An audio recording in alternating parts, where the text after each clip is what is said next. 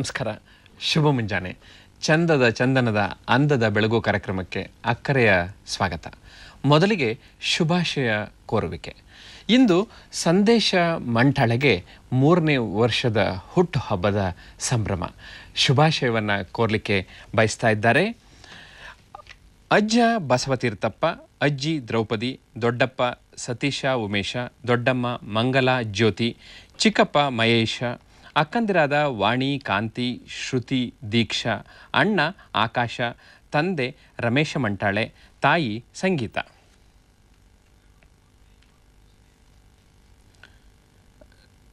ಅಜ್ಜ ಬಸವತೀರ್ಥಪ್ಪ, ಅಜ್ಜಿ ದ್ರೌಪದಿ, ಸಂದೇಶ ಮಂಟಾಳೆ, ನಿನಗೆ ಹುಟ್ಟುಹಬ್ಬದ ಶುಭಾಶಯಗಳು. ನಲ್ಮೆಯ ವೀಕ್ಷಕ ಬಂಧುಗಳೇ, ಆಸಕ್ತಿಯಿಂದ ಉಂಟಾಗುವ ಹವ್ಯಾಸಗಳು ಆ ವ್ಯಕ್ತಿಯ ವ್ಯಕ್ತಿತ್ವವನ್ನೇ ಬದಲಾಯಿಸುತ್ತವೆ. ಜೀವನವನ್ನು ನೋಡುವ ದೃಷ್ಟಿಕೋನವೂ ಸಹ ಬದಲಾಗುತ್ತದೆ. ಸದ್ದಿಲ್ಲದೆ ತಮ್ಮ ಕಾಯಕದಲ್ಲಿ ತೊಡಗಿಸಿಕೊಂಡಿರುವಂತಹ ಕಲಾವಿದರಾದ ಎಲ್ ಹರೀಶ್ ಕುಮಾರ್ ಅವರು ಇಂದಿನ ಬೆಳಗು ಕಾರ್ಯಕ್ರಮದ ಅತಿಥಿ. ನಾಟಕ, ಸಂಗೀತ, ನೃತ್ಯ ನಿರ್ದೇಶನ, ಮುಖಾಭಿನಯ ಮುಂತಾದ ಸಾಂಸ್ಕೃತಿಕ ಚಟುವಟಿಕೆಗಳಲ್ಲಿ ಸಕ್ರಿಯವಾಗಿರುವ ಶ್ರೀಯುತರು ಬೇಸಿಗೆ ಶಿಬಿರಗಳ ಮೂಲಕ ಮಕ್ಕಳನ್ನು ವಿವಿಧ ಕಲೆಗಳಿಗೆ ಪರಿಚಯಿಸಿ ಅವರಲ್ಲಿ ಆಸಕ್ತಿಯನ್ನು ಮೂಡಿಸುತ್ತಾರೆ. 1975ರಿಂದ ಕೊಬ್ಬರಿ ಕೆತ್ತನೆಯನ್ನು ಪ್ರಾರಂಭಿಸಿ 50,000ಕ್ಕೂ ಮಿಗಿಲಾದ ಕೊಬ್ಬರಿ ಕೆತ್ತನೆ ಮಾಡಿರುವ ಸಾಧನೆ ಇವರದು. ಪ್ರಪಂಚದ ವಿವಿಧೆಡೆಗಳಲ್ಲಿ ಇವರ ಕೊಬ್ಬರಿ ಕೆತ್ತನೆಯು ರಾರಾಜಿಸಿದೆ. ಪೇಪರ್ ಕ್ರಾಫ್ಟ್, ಶುಭಾಶಯ ಪತ್ರಗಳು, ಉಬ್ಬು ಚಿತ್ರಗಳು ಮತ್ತು ವೇದಿಕೆ ಅಲಂಕಾರಗಳಲ್ಲಿಯೂ ಸಹ ಇವರದು ಎತ್ತಿದ ಕೈ. ಅನೇಕ ಸಂಘ ಸಂಸ್ಥೆಗಳು ಇವರನ್ನು ಗೌರವಿಸಿ ಪ್ರಶಸ್ತಿಯನ್ನು ನೀಡಿವೆ. ಅಮೋಘ ವರ್ಷ ನೃಪತುಂಗ ಪ್ರಶಸ್ತಿಯ ಪುರಸ್ಕೃತರೂ ಆಗಿದ್ದಾರೆ. ಹರೀಶ್ ಕುಮಾರ್ ಅವರೇ, ಬೆಳಗು ಕಾರ್ಯಕ್ರಮಕ್ಕೆ ತಮಗೆ ಆತ್ಮೀಯ ಸ್ವಾಗತ. ನಮಸ್ಕಾರ. ಈ ಪಠ್ಯೇತರ ಚಟುವಟಿಕೆಗಳು ಮಕ್ಕಳ ಸರ್ವತೋಮುಖ ಬೆಳವಣಿಗೆಗೆ ಹೇಗೆ ಸಹಕಾರಿಯಾಗುತ್ತೆ ಅಂತ ತಿಳಿಸ್ತೀರಾ? ಯಾಕಂದರೆ ನೀವು ಮಕ್ಕಳ ಜೊತೆ ಒಡನಾಟವನ್ನು ಮಾಡುವಂಥವ್ರು. ಅಂದರೆ ಶಾಲಾ ಪೂರ್ವ ಶಿಕ್ಷಣ ಅಂತ ಹೇಳಿ ನಾವು ಒಂದು ಬೇಸಿಕ್ಕನ್ನು ತಗೊಳ್ತೇವೆ. ಆ ನಂತರದಲ್ಲಿ ಶಾಲೆಗೆ ಹೋಗ್ತಕ್ಕಂಥ ಮಕ್ಕಳಿಗೆ ಚಟುವಟಿಕೆಗಳ ಮೂಲಕ ಕೊಡ್ಬೇಕಂತ ಒಂದು ಶಿಕ್ಷಣವನ್ನು ಕೊಡಬೇಕಾಗಿದೆ ನಾವು. ಸಾಧಾರಣವಾಗಿ ಈಗ ಎಲ್ಲ ಹೋಮ್ವರ್ಕ್ ಮಾಡೋದು, ಅದು ಮಾಡೋದು, ಇದು ಮಾಡೋದು, ಬಹಳಷ್ಟು ಮೆಂಟಲ್ ಟಾರ್ಚರ್ ಆಗ್ತಾ ಇದೆ ಮಕ್ಕಳಿಗೆ. ಹಾಗಾಗಿ ಶಾಲೆಗೆ ಹೋಗೋ ಮಕ್ಕಳಿಗೆ ಉತ್ತೇಜನ ಕೊಡೋ ಉದ್ದೇಶದಿಂದಾಗಿ ನಾವು ಹಲವಾರು ಕಾರ್ಯಕ್ರಮಗಳನ್ನ ಹಮ್ಮಿಕೊಳ್ತಾ ಇದ್ದೇವೆ. ಆ ದೃಷ್ಟಿಯಿಂದ ಸರ್ವತೋಮುಖ ಬೆಳವಣಿಗೆ ಆಗಬೇಕಾದ್ರೆ, ಮಕ್ಕಳ ಭವಿಷ್ಯವನ್ನು ರೂಪಿಸಬೇಕಾದ್ರೆ ಪೋಷಕರಾಗಿ ನಾವು ಯೋಚನೆ ಮಾಡಬೇಕಾದ್ದು ಹಲವಾರು ರೀತಿಯಿಂದ ಯೋಚನೆ ಮಾಡಬೇಕು. ಆದ್ರಿಂದ ನಾವು ಅನ್ಕೊಳ್ತೀವಿ ಬರೀ ಪಾಠ ಓದು ಇಷ್ಟೇ ಮಾತ್ರ ಅಲ್ಲದೆ ಕ್ರಿಯಾತ್ಮಕ ಚಟುವಟಿಕೆಗಳ ಮೂಲಕ ನಾವು ಮಕ್ಕಳನ್ನ ತೊಡಗಿಸ್ಕೋಬಹುದು. ಇನ್ನು ಮಕ್ಕಳಿಗೆ ಪರೀಕ್ಷೆ ಮುಗೀತು ಅಂದರೆ ಬೇಸಿಗೆ ರಜಾ, ಕೆಲವರು ಬೇಸಿಗೆ ರಜಾ ಅಂದರೆ ಅದು ಮಜಾ ಅಂತ ಹೇಳ್ತಾರೆ. ಈ ಸಂದರ್ಭದಲ್ಲಿ ನಾವು ಅನೇಕ ಬೇಸಿಗೆ ಶಿಬಿರಗಳನ್ನು ನೋಡ್ತೇವೆ. ತಾವು ಅನೇಕ ಬೇಸಿಗೆ ಶಿಬಿರಗಳನ್ನು ನಡೆಸಿದಿರಲ್ಲ, ಇದರ ಅನುಭವ ಹೇಗಿದೆ? ಇದು ಸುಮಾರು ನನ್ನ ಅನುಭವದಲ್ಲಿ 10 ವರ್ಷಗಳಿಂದ ಕೂಡ ನಾವು ಈ ಒಂದು ಸಂಘ ಸಂಸ್ಥೆಗಳ ಮೂಲಕ ಈ ಬೇಸಿಗೆ ಶಿಬಿರವನ್ನು ಮಾಡ್ತಾ ಇದ್ದೇವೆ. ಸಾಧಾರಣ ಒಂದು ಗ್ರೂಪ್ನಲ್ಲಿ 50ರಿಂದ 60 ಜನ ಪ್ರಾರಂಭ ಮಾಡಿದ್ವಿ. ಇತ್ತೀಚೆಗೆ 200 ಸಂಖ್ಯೆಗಳನ್ನ ಒಳಗೊಂಡಿರ್ತಕ್ಕಂಥ ಮಕ್ಕಳು ಕೂಡ ನಮ್ಮ ಬೇಸಿಗೆ ಶಿಬಿರದಲ್ಲಿ ಬಂದು ಜಾಯಿನ್ ಆಗ್ತಾ ಇದ್ದಾರೆ. ತುಂಬಾ ಖುಷಿ ಕೊಡ್ತಕ್ಕಂಥದ್ದು ಅಂತ ಹೇಳಿದ್ರೆ, ನಾವು ಅನೇಕ ಕಾರ್ಯಕ್ರಮಗಳನ್ನು ನೋಡಿದಾಗ ಈ ಒಂದು ಬಣ್ಣದ ಹೂವನ್ನು ನೋಡ್ಬೋದು, ನಾವು ಬಣ್ಣದ ಹೂವನ್ನು ನೋಡ್ಬೋದು, ಹಾಗೆ ಚಿಟ್ಟೆಗಳನ್ನು ನೋಡ್ಬೋದು. ಪ್ರಾಯೋಗಿಕವಾಗಿ ಮಾಡ್ತಕ್ಕಂಥ ಒಂದು ಖುಷಿ ಕೊಡ್ತಕ್ಕಂಥ ಮಗುಗೆ ಆ ಶಿಬಿರದಲ್ಲಿ ನಾವು ಕಲಿಸ್ತೇವೆ. ಅಭಿನಯಗೀತೆಯನ್ನ ಕಲಿಸ್ತೇವೆ, ಕಥೆಗಳನ್ನ ಹೇಳೋ ವಿಧಾನವನ್ನ ಕಲಿಸ್ತೇವೆ. ಆದ ನಂತರ ನಾವು ಹೋಗ್ತಾ ಹೋಗ್ತಾ ಏನಾಗತ್ತೆ, ಮಕ್ಕಳಿಗೆ ನಮ್ಗೆ ಪಾಠ ಒಂದೇ ಅಲ್ಲ, ಚಟುವಟಿಕೆಗಳು ಅನೇಕ ರೀತಿ ಇದೆ ಅಂತ ಹೇಳ್ಬಿಟ್ಟು ನಾವು ಯೋಚನೆ ಮಾಡಿ ಆ ಬೇಸಿಗೆ ಶಿಬಿರವನ್ನು ಮಾಡ್ತೇವೆ. ಮೂಲತಃ ನಾನು ಸುಳ್ಯದಲ್ಲಿ ಪ್ರಾರಂಭಿಸಿದ ಈ ಒಂದು ತರಬೇತಿಯನ್ನು ಸಾಕಷ್ಟು ಕೂಡ ರಂಗದಿಂದ ಹಿಡಿದು ಸಾಮೂಹಿಕವಾಗಿ ಸೇರ್ತಕ್ಕಂಥ ಮಕ್ಕಳನ್ನ ಹೊಂದಾಣಿಕೆಗೋಸ್ಕರ ನಾವು ಈ ಶಿಬಿರವನ್ನು ಮಾಡಿದೆ. ಇವತ್ತು ಕೂಡ ಬಹಳಷ್ಟು ನಮಗೆ ತುಂಬ ಸಂತೋಷದಿಂದ ಪೋಷಕರು ಒಪ್ಕೊಂಡು ಈ ಕಾರ್ಯಕ್ರಮವನ್ನು ನಡೆಸ್ಕೊಡ್ತಾ ಇದ್ದಾರೆ. ಇನ್ನು ಈ ಶಾಲಾ ವ್ಯವಸ್ಥೆಯಲ್ಲಿ ನವೋದಯ ಶಾಲೆಯದಿಗೆ ತನ್ನದೇ ಆದ ಒಂದು ಮಹತ್ವ ಇದೆ. ಈ ನವೋದಯ ಶಾಲೆಗಳಿಗೆ ಪ್ರವೇಶ ಪರೀಕ್ಷೆಗೆ ತಾವು ಒಂದು ತರಬೇತಿಯನ್ನು ನೀಡ್ತೀರಾ. ಈ ತರಬೇತಿ ಹೇಗಿರುತ್ತೆ, ಯಾವ್ಯಾವ ವಿಚಾರಗಳಿರುತ್ತೆ, ಅದ್ರ ಬಗ್ಗೆ ಸ್ವಲ್ಪ ಮಾಹಿತಿ ಕೊಡ್ತೀರಾ? ಅಂದರೆ ಮೊದಲು ಯಾರಿಗೂ ಕೂಡ ಗೊತ್ತಿರಲಿಲ್ಲ ನವೋದಯ ಎಲ್ಲಿದೆ, ಹೇಗಿದೆ, ಏನು ಮಾಡಬೇಕು ಅಂತ ಗೊತ್ತಿರಲಿಲ್ಲ. ನಾವು 15 ವರ್ಷದ ಹಿಂದೆ 2 ಮಕ್ಕಳಿಗೆ ಪ್ರಾರಂಭ ಮಾಡಿದ್ವಿ. ಆ ಇಬ್ಬರಿಂದ ಇವತ್ತು 80 ಮಕ್ಕಳಿಗೆ ನಾವು ತರಬಿಡ್ತಾ ಇದ್ದೇವೆ. ಈ ಅರ್ಬನ್ ಇರ್ತಕ್ಕಂಥ ಮಕ್ಕಳಿಗೆ ಬಹಳಷ್ಟು ಕಡಿಮೆ ಆಯ್ಕೆ ಸಂಭವ ಇರುತ್ತೆ. ಹಳ್ಳಿ ಮಕ್ಕಳಿಗೆ ತನ್ನದೇ ಆಗಿರ್ತಕ್ಕಂಥ ಪ್ರತಿಭೆಯನ್ನ ರೂಢಿಸ್ಕೊಳ್ಳಿಕ್ಕೆ ಬಹಳ ಕಷ್ಟ ಆಗ್ತದೆ. ಯಾಕೆ ಅಂತ ಹೇಳಿದ್ರೆ ಹಳ್ಳಿಲಿ ಗ್ರಾಮಾಂತರವಾಗಿ ಗಣಿತವನ್ನ ಹೇಳ್ಕೊಡ್ತಾರೆ, ಆದ್ರೆ ನಗರ ಪ್ರದೇಶದಲ್ಲಿ ಕಂಪ್ಯೂಟರ್ ಮಾದರಿಯಲ್ಲಿ ಕಲಿಸ್ತಾರೆ. ಆ ಒಂದು ಉದ್ದೇಶದಿಂದ ನಾವು ನವೋದಯವನ್ನ ಪ್ರಾರಂಭಿಸಿದ್ವಿ. ಇವತ್ತು ಕೂಡ ಅಲ್ಲಿ 36 ಜನ ನನ್ನ ಶಿಷ್ಯ ಕೋಟಿಗಳಿದ್ದಾರೆ. ಎಲ್ಲರೂ ಇಂಜಿನಿಯರು, ಡಾಕ್ಟರು ಹಾಗೆ ಹೊರಗೆ ಬರ್ತಾರೆ. ನಾವು ಕೊಡ್ತಕ್ಕಂಥ ಒಂದು ಸಬ್ಜೆಕ್ಟ್ ಅಂತ ಹೇಳಿದಾಗ ಅಲ್ಲಿ ಮ್ಯಾಥಮೆಟಿಕ್ಸ್ ಕೊಡ್ತೇವೆ, ಮೆಂಟಲ್ ಮ್ಯಾಥ್ಸ್ ಅಂತ ಕೊಡ್ತೇವೆ, ಮತ್ತೆ ಕ್ರಿಯಾತ್ಮಕ ಚಟುವಟಿಕೆಯನ್ನು ಕೂಡ ಕೊಡ್ತೇವೆ ಅಲ್ಲಿ. ಯಾಕೆ ಅಂತ ಹೇಳಿದಾಗ ಮಗುವಿಗೆ ಒಂದು ಗಣಿತವನ್ನ ಹೇಳಿದಾಗ ಯಾವ ರೀತಿ ಯೋಚನೆ ಮಾಡ್ತಕ್ಕಂಥ ಒಂದು ಭಾವನೆಯನ್ನ ವ್ಯಕ್ತಪಡಿಸಲ್ಲ ಮಗು. ಹಾಗಾಗಿ ಆ ಒಂದು ಉದಾಹರಣೆಗೆ 1 ಲೋಟ ನೀರಿಗೆ 2 ರೂಪಾಯಿ ಇದ್ರೆ 2 ಲೋಟ ನೀರಿಗೆ ಎಷ್ಟು 4 ರೂಪಾಯಿ ಅಂತ ಹೇಳ್ತೇವೆ, ತಟ್ಟಂತ ಮಗು ಹೇಳ್ತದೆ. ಹಾಗೆ ಆದ್ರಿಂದ ಬೇಸಿಕಲಿ ನಾವು ಮೆಂಟಲ್ ಮ್ಯಾಥ್ಸ್ ಅನ್ನ ಸ್ಟಾರ್ಟ್ ಮಾಡ್ತೇವೆ. ಹಾಗೆ ಪ್ರತಿ ವಾರದಲ್ಲಿ ನಾವು ಒಂದು ಯೂನಿಟ್ ಟೆಸ್ಟ್ ಅನ್ನ ಮಾಡ್ತೇವೆ. 3 ಮಂತ್ಸ್ ಕೋರ್ಸ್ ಇದು. 3 ಮಂತ್ಸ್ ಕೋರ್ಸ್ ಅಲ್ಲಿ ನಾವು ಮಕ್ಕಳ ಭವಿಷ್ಯವನ್ನ ಎಷ್ಟು ರೂಪಿಸಲಿಕ್ಕೆ ಸಾಧ್ಯ ಇದೆ ಅಷ್ಟು ಕೂಡ ಮಾಡ್ತಾ ಇದ್ದೇವೆ. ನಿಜಕ್ಕೂ ಕೂಡ ಇವತ್ತು ಎಲ್ಲೇ ಜವಾಹರ್ ಇರ್ಬೋದು, ಝಾನ್ಸಿ ರಾಣಿ ಇರ್ಬೋದು, ಎಲ್ಲ ಕಾಂಪಿಟೇಷನ್ ಯುಗ ಈಗ. ಹಾಗಾಗಿ ಎಲ್ಲ ಮಕ್ಕಳು ಅಷ್ಟು ತರ ಆಗ್ಲೇಬೇಕು. ಪೋಷಕರೇನ್ ಹೇಳ್ತಾರೆ, ನಿಮ್ಮ ಜೊತೆ 3 ತಿಂಗಳು ಅವಕಾಶದಲ್ಲಿ ನನ್ನ ಮಗ ಇದ್ರೆ ಬಹಳಷ್ಟು ಉತ್ತಮ ಬೆಳವಣಿಗೆ ಆಗ್ತಾನೆ ಅಂತ ಹೇಳ್ತಾರೆ. ಅದರಿಂದ ನವೋದಯ ಇವತ್ತು ಕೂಡ ನಮ್ಮ ಅರಸೀಕೆರೆಯ ಖ್ಯಾತ ಜೆ ಸ್ಟಡಿ ಹೋಮ್ನ ಇಲ್ಲಿ ನಾವು ಮಾಡ್ತಾ ಇದ್ದೇವೆ. ಅಂದ್ರೆ ಇದರಲ್ಲಿ ಒಟ್ಟಾರೆ ಅನುಭವದ ಮೂಲಕ ತಾವು ಹೇಳೋದಾದ್ರೆ, ಆರಂಭದಲ್ಲಿ ಹೇಳಿದ್ರಿ ತಾವು ಗಣಿತ ತುಂಬಾ ಮಕ್ಕಳಿಗೆ ಕಬ್ಬಿಣದ ಕಡಲೆ ಅಂತಾರೆ ಅಂತ, ಇಂಥದ್ದೆಲ್ಲ ಸರಳವಾಗಿ ಹೇಳ್ಕೊಡೋದಕ್ಕೆ ಯಾವ ತರದ ಪ್ರಯತ್ನ ಮಾಡ್ತೇವೆ? ನಾವು ಉದಾಹರಣೆಗೆ ಒಂದು ಬೆಂಕಿ ಕಡ್ಡಿಯನ್ನ ಕೊಡ್ತೇವೆ, ಅದನ್ನ ಮುರಿತೇವೆ, ಎಷ್ಟು ಪಾರ್ಟ್ ಆಯ್ತು ಅಂತ ಕೇಳ್ತೇವೆ, 2 ಅಂತ ಹೇಳುತ್ತೆ ಮಗು. ಹೇಳಿದಾಗ ಹಾಗೆ ಅರ್ಧ ಲೀಟರ್ ಹಾಲನ್ನ ತಗೊಂಡ್ ಬಾರಪ್ಪ ಅಂತ 10 ರೂಪಾಯಿ ಕೊಡ್ತೀವಿ. ಅವ್ನು ಕೊಟ್ಟಿರೋದು 5 ರೂಪಾಯಿ ಇದ್ರೆ ಉಳಿದಿದ್ದೆಷ್ಟು ಅಂತ ಕೇಳ್ತೀವಿ. ಕಳಿಯೋದಾಯ್ತು. 4 ರೊಟ್ಟಿಯನ್ನ ಮಾಡಿದ್ದೇವೆ, ಇಬ್ಬರಿಗೆ ಹಂಚಿದಾಗ ಎಷ್ಟು ಬರುತ್ತೆ ಅಂತ ಹೇಳ್ತೇವೆ.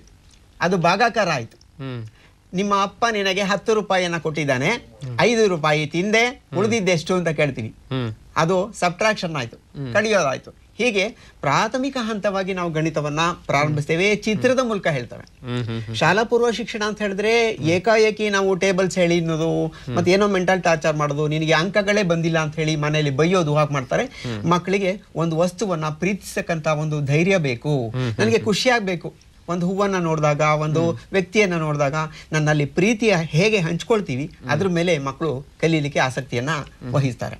ಅಂದ್ರೆ ನಿಮ್ಮ ದೃಷ್ಟಿಯಲ್ಲಿ ಈಗ ಬೇಸಿಗೆ ಶಿಬಿರಗಳನ್ನೆಲ್ಲ ನೋಡಿರೋದ್ರಿಂದ ಈ ಮಕ್ಕಳ ಸಮಯ ಸದುಪಯೋಗ ಆಗುತ್ತೆ ಅಂತ ತಮ್ಮ ಭಾವನೆನಾ? ಅಂದ್ರೆ ಖಂಡಿತ ಆಗ್ತಾ ಇದೆ ಇತ್ತೀಚೆಗೆ. ಯಾಕೆ ಅಂತ ಹೇಳಿದ್ರೆ ಹಲವಾರು ಮಾಧ್ಯಮಗಳು ಮಕ್ಕಳನ್ನ ಆಕರ್ಷಕವಾಗಿ ಮಾಡ್ತಾ ಇದೆ. ಆದ್ರೆ ಈಗ ಏನಾಗಿದೆ, ಎಲ್ಲಾ ಊರುಗಳಲ್ಲೂ ಕೂಡ ಈ ತರಬೇತಿಯನ್ನ ಕೊಟ್ಟು ಮಕ್ಕಳಿಗೆ ಒಂದು 10 ರಿಂದ 15 ದಿನಗಳ ಕಾಲ ತುಂಬಾ ಸಂತೋಷವಾಗಿ ಎಂಜಾಯ್ ಮಾಡ್ತಾ ಇದ್ದಾರೆ. ಆ ಒಂದು ಹೋಮ್ವರ್ಕ್ ಅನ್ನೋ ಒಂದು ತಲೆಗೆ ಬರ್ಲಿಕ್ಕೆ ಸಾಧ್ಯ ಇಲ್ಲ. ಯಾಕಪ್ಪ ಅಂತ ಹೇಳಿದ್ರೆ ಶಾಲೆಯಲ್ಲಿ ಮಗು 8 ಗಂಟೆ ಇದ್ರೆ ಮನೆಯಲ್ಲಿ 1 ಗಂಟೆ ಕೂಡ ಇರಲ್ಲ. ಅಮ್ಮ ಬಂದ ತಕ್ಷಣ ಊಟ ಮಾಡು ಅಂತಾರೆ, ಹೋಮ್ವರ್ಕ್ ಮಾಡು ಅಂತಾರೆ, ಅಷ್ಟು ಬಿಟ್ಬಿಟ್ರೆ ಆಗಲ್ಲ. ಹಾಗಾಗಿ ಈಗ ರಜಾ ಬಂದಿರೋದ್ರಿಂದ ಎಲ್ಲಾ ನಗರ ಪ್ರದೇಶಗಳಲ್ಲೂ ಕೂಡ ವ್ಯಾಪ್ತಿಯಾಗಿದೆ. ಇತ್ತೀಚೆಗೆ ನಾನು ಪಿರಿಯಾಪಟ್ಟಣ ಅಂತ ಒಂದು ಊರಿಗೆ ಹೋಗ್ತಾ ಇದ್ದೇನೆ ಸಮ್ಮರ್ ಕ್ಯಾಂಪ್ ಮಾಡ್ಲಿಕ್ಕೆ. ಅಲ್ಲಿ ಅರ್ಬನ್ ಇರ್ತಕ್ಕಂಥ, ರೂರಲ್ ಇರ್ತಕ್ಕಂಥ ಮಕ್ಕಳನ್ನೇ ಸಪರೇಟ್ ಮಾಡಿ ಅವರಿಗೆ ಒಂದು ಉತ್ತಮವಾಗಿರ್ತಕ್ಕಂಥ ನನ್ನ ಕಲೆಯನ್ನ ಪ್ರದರ್ಶಿಸೋದು. ಹಾಗಾಗಿ ಕಳೆದ ಸಾರಿ ನಮಗೆ 30 ಇರ್ತಕ್ಕಂಥ ಒಂದು ಸ್ಟ್ರೆಂತ್ ಈ ಸತಿ 200ಕ್ಕೆ ತಲುಪಿದೆ ಅಂತ ಹೇಳಿ ನಿನ್ನೆ ಫೋನ್ ಮಾಡಿದ್ರು. ಪಿರಿಯಾಪಟ್ಟಣ, ಸುಳ್ಯ, ಧರ್ಮಸ್ಥಳ, ತಿಪಟೂರು, ಅರಸೀಕೆರೆ ಅನೇಕ ಸ್ಥಳಗಳಲ್ಲಿ ನಾವು ಈಗ ಪ್ರಾರಂಭ ಮಾಡ್ತಾ ಇದ್ದೇವೆ. ನಮ್ಮ ಸಹಾಯಕರಾಗಿ ಮಮತಾ ಶಿಕ್ಷಕಿ ಕೂಡ ಬಹಳಷ್ಟು ಶ್ರಮಪಟ್ಟು ಮಾಡ್ತಾ ಇದ್ದಾರೆ. 13ನೇ ತಾರೀಕಿಂದ 20ನೇ ತಾರೀಕು ನಿರಂತರವಾಗಿ ನಾವು ಕೆಲಸ ಮಾಡಬೇಕು ಅಂತ ಹೇಳಿ ಅನ್ಕೊಂಡಿದ್ವಿ. ತುಂಬಾ ಉತ್ಸಾಹದಿಂದ ತಾವು ಎಲ್ಲ ಚಟುವಟಿಕೆ ಮಾಡ್ಕೊಂಡ್ ಬಂದಿದ್ದೀರಿ. ಇನ್ನು ನಿಮ್ಮ ಹಿನ್ನೆಲೆಯನ್ನ ಗಮನಿಸಿದ್ರೆ ಇಷ್ಟೆಲ್ಲ ಆಸಕ್ತಿ ಬರಬೇಕಾದ್ರೆ ನೀವು ನಾಟಕದಲ್ಲಿ ಪಾಲ್ಗೊಳ್ತೀರಿ, ನೃತ್ಯ ಮಾಡ್ತೀರಿ, ಗಾಯನವನ್ನ ಹೇಳ್ಕೊಡ್ತೀರಿ. ಇವೆಲ್ಲ ಹೇಗೆ ನಿಮ್ಗೆ ಆಸಕ್ತಿ ಬರೋದಕ್ಕೆ ಸಾಧ್ಯ ಆಯ್ತು? ಅದು ಕೆಲವರು ಹೇಳ್ತಾರೆ ಬೈ ಬರ್ತ್ ಅಂತ ಹೇಳ್ತಾರೆ. ನನ್ಗೆ ಸಾಧ್ಯ ಇಲ್ಲ. ಯಾಕೆ ಅಂತ ಹೇಳಿದಾಗ ಒಂದು ವಸ್ತುವನ್ನ ನೋಡಿದಾಗ ನಾನು ಹೇಳಿದೆ, ಮೊದಲೇ ಹೇಳಿದಾಗ ಪ್ರೀತಿಸ್ಬೇಕು, ಪ್ರೀತಿಯಲ್ಲೇ ಎಲ್ಲಾ ಗಳಿಕೆ ಸಾಧ್ಯ ಆಗ್ತದೆ. ಉದಾಹರಣೆಗೆ ನಮ್ಮಲ್ಲಿ ಉಪ್ಪಿಟ್ಟು ಮಾಡಿದಾಗ ಉಪ್ಪಿಟ್ಟ ಅಂತಾರೆ, ಚಿತ್ರಾನ್ನ ಮಾಡಿದಾಗ ಚಿತ್ರಾನ್ನ ಅಂತಾರೆ. ನನಗೆ ಇಷ್ಟ ಇದ್ರೆ ತುಂಬಾ ಚೆನ್ನಾಗಿ ತಿಂತೀನಲ್ವಾ, ಹಾಗಾಗಿ ಎಂತ ಸಮಸ್ಯೆ ಇದ್ರೂ ಕೂಡ ನಾನು ಇದನ್ನ ನಿಭಾಯಿಸ್ತೀನಿ. ಒಂದು ದಿವಸಕ್ಕೆ ನಾನು ಪ್ರಾರಂಭಿಸಿದಾಗ ಒಂದು ಕೆಲಸವನ್ನ ಮಾಡ್ಬೇಕಾದ್ರೆ ಯೋಚನೆ ಮಾಡ್ತಾ ಇದ್ದೆ, ಆದ್ರೆ ಇವತ್ತು ಎಂತ ಒತ್ತಡ ಇದ್ರೂ ಕೂಡ ನಾನು ದಿವಸಕ್ಕೆ ಒಂದು ಕಲೆಯನ್ನ ಮುಗಿಸ್ಲೇಬೇಕು. ಓಹೋ, ಒಂದು ಕೊಬ್ಬರಿಯನ್ನ ಮಾಡಬೇಕು, ಒಂದು ಚಿತ್ರವನ್ನ ಮಾಡಬೇಕು. ನೋಡಿ ಇಲ್ಲಿ ಇರ್ತಕ್ಕಂಥ ಒಂದು ನಾನು ಮಾಡಿರೋ ಆರ್ಟಿಕಲ್ ಎಲ್ಲ ರಾತ್ರಿ 11 ಗಂಟೆ ನಂತರ ತಯಾರಿಸಿರ್ತಕ್ಕಂಥದ್ದು. ಅಂದ್ರೆ ನನಗೆ ಶ್ರದ್ಧೆ ಇದೆ, ನಾನು ಮಾಡೇ ಮಾಡ್ತೀನಿ. ಪ್ರೇಕ್ಷಕರು ಕೂಡ ಅದೇ ತರ ಚಾಲೆಂಜ್ ಅನ್ನ ತಗೋಬೇಕು. ಚಾಲೆಂಜ್ ಅನ್ನ ತಗೊಂಡ್ರೆ ಮಾತ್ರ ಸಾಧ್ಯ ಆಗತ್ತೆ. ಒಂದು ಜನಪದ ಗೀತೆಯ ತುಣುಕನ್ನ ತಮ್ಮ ಧ್ವನಿಯಲ್ಲಿ ಕೇಳೋಣ ಅಂತ. ಯಾವ ಹಾಡು ಹಾಡ್ತೀರಿ? ಕೋಡಗನ್ನ ಕೋಳಿ ನುಂಗಿತ ನೋಡವ್ವ ತಂಗಿ, ಕೋಡಗನ್ನ ಕೋಳಿ ನುಂಗಿತ, ಕೋಡಗನ್ನ ಕೋಳಿ ನುಂಗಿತ ನೋಡವ್ವ ತಂಗಿ, ಕೋಡಗನ್ನ ಕೋಳಿ ನುಂಗಿತ.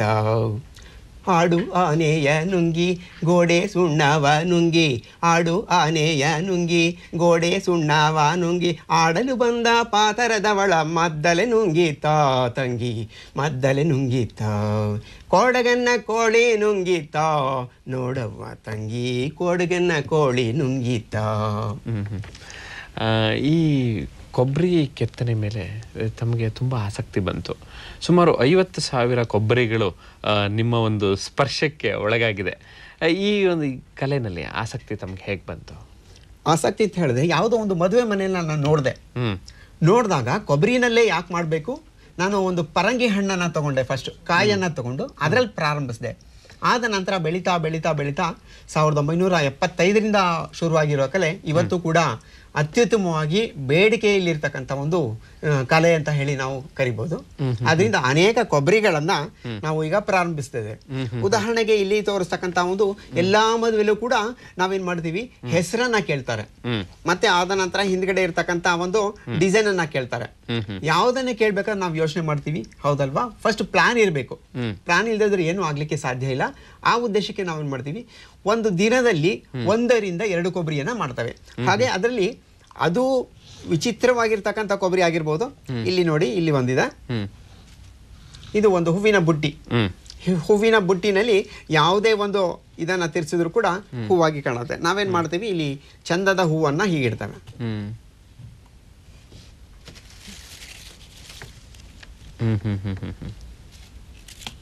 ಇದೆಲ್ಲ ಹೂವಿನ ಬುಟ್ಟಿ ಅಂತ ಹೇಳ್ತೀವಿ. ಸಾಕಷ್ಟು ಕೂಡ ನಾವು ಈ ಕಲೆಯನ್ನ ರೂಢಿಸ್ಬೇಕಾದ್ರೆ ಬಹಳಷ್ಟು ಎಚ್ಚರಿಕೆ ಇರ್ಬೇಕಾಗುತ್ತೆ. ಮತ್ತೆ ಕೆಲವರು ಟ್ರೇಡ್ ಅನ್ನೇ ಕೇಳ್ತಾರೆ, ನಮ್ಗೆ ಈಶ್ವರ್ಲಿಂಗನೇ ಬೇಕು ಮದುವೆ ಮನೆಗೆ, ಹಾಗೆ ಕಳಸನೇ ಬೇಕು ಅಂತ ಕೇಳ್ತಾರೆ. ಮತ್ತೆ ಹೆಸರನ್ನ ಕೇಳಿದಾಗ್ಲೂ ಹಾಗೆ ಅನ್ಸತ್ತೆ, ಹೆಸರು ಯಾತಕ್ ಬೇಕು ಅಂತ ಹೇಳಿದ್ರೆ ನೆನಪಿಗೋಸ್ಕರ ಅಂತ ಹೇಳ್ತಾರೆ. ಹಾಗಾಗಿ ಎಲ್ಲರೂ ಗಣಪತಿಯನ್ನ ಕೇಳ್ತಾರೆ. ನೋಡಿ, ಇಲ್ಲಿ ಒಂದು ಗಣಪತಿ ಇದೆ, ಗಣಪತಿ ಮಾಡಿರ್ತಕ್ಕಂಥದ್ದು. ಅಂದ್ರೆ ಈ ಕಲೆ ಎಲ್ಲ ಈ ಕೊಬ್ಬರಿ ಹಾಳಾಗೋದಿಲ್ವಾ? ಎಷ್ಟು ದಿನ ಇರ್ತದೆ? ಸಾಕಷ್ಟು ಕೂಡ ಇದು ನನಗೆ ಅನುಭವದ ಮೇಲೆ ಹೇಳ್ಬೇಕಂದ್ರೆ 30 ವರ್ಷಗಳ ಕಾಲಾವಕಾಶದಲ್ಲಿ ಅದು ಸಾಧಾರಣವಾಗಿ 5 ವರ್ಷಗಳ ಕಾಲ ನಿರಂತರವಾಗಿರ್ತದೆ. ಕಲೆ ಮಾತ್ರ ಅಳಿಸ್ಲಿಕ್ಕೆ ಸಾಧ್ಯ ಇಲ್ಲ. ಸ್ವಲ್ಪ ಬಣ್ಣವನ್ನ ಬದಲಾಯಿಸಬಹುದು, ಅದು ಬಿಟ್ರೆ ಇನ್ನೇನು ಆಗ್ಲಿಕ್ಕೆ ಸಾಧ್ಯ ಇಲ್ಲ. ನೋಡಿ, ಇಲ್ಲೊಂದು ಆಮೆ ಇದೆ. ಈಗ ಆಮೆಯನ್ನ ತೋರಿಸ್ತಾ ಇದೀನಿ ನಿಮ್ಗೆ. ಇದು ಬಾಡಿ ಇದೆ. ಇದು ಈಗ ಮೇಲ್ಪದ್ರ ಮಾತ್ರ ಕಾಣಿಸ್ತಾ ಇದೆ. ಈಗ ಇದಕ್ಕೆ ಕೈ ಕಾಲು ಎಲ್ಲ ಮಾಡ್ಕೊಳ್ಬೇಕಲ್ವಾ? ಹಾಗ ನಾನು ಏನ್ ಮಾಡ್ತೀನಿ, ಫಸ್ಟ್ ರೆಡಿ ಮಾಡ್ಬಿಟ್ಟಿದೀನಿ. ಯಾಕೆಂತ ಹೇಳಿದ್ರೆ ಗಂಟೆ ಗಟ್ಲೆ ಬೇಕಲ್ವಾ ಇದ್ ಮಾಡ್ಲಿಕ್ಕೆ. ಅದಕ್ಕೆಲ್ಲ ರೆಡಿ ಆಗಿದೆ. ನೋಡಿ, ಇದು ನಿಮಗೆ ಕಾಣ್ತಾ ಇರ್ತಕ್ಕಂಥದ್ದು ಇದು ತಲೆಯ ಭಾಗ. ಹೌದು, ಇದು ಬಾಡಿ. ಇದು ನಂತರ ಇದಕ್ಕೆ ಏನ್ ಮಾಡ್ತೀನಿ, ಇಲ್ಲಿ ಪ್ರೆಸ್ ಮಾಡ್ತೀನಿ ಅಷ್ಟೇ. ನೋಡಿ, ತಲೆ ಬಂದ್ಬಿಡ್ತು.